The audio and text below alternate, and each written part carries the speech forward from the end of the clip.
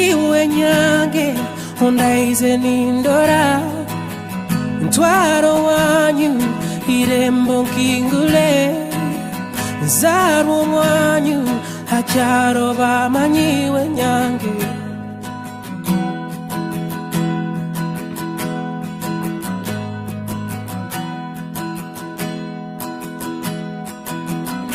iwe nyange andasa nindoro mwitumbi mbitweire byange nyena ninyakonyeroro kupyamirire amhanda kwisibiwe nyange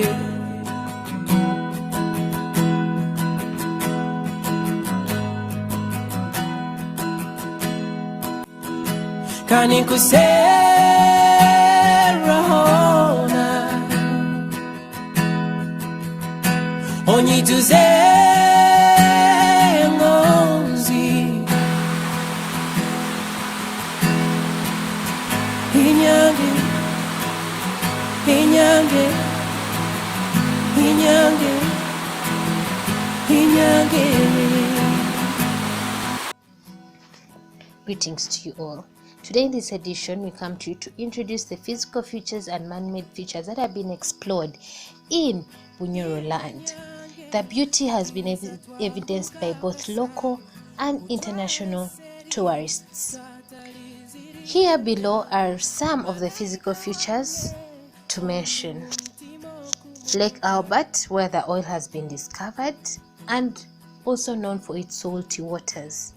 We have Murchison, we have Budongo Forest, and not to mention the fact that the west arm of the Rift Valley is evidenced in Hoima. We'll go to the next part of our session, which are the man-made features in Bunyoro.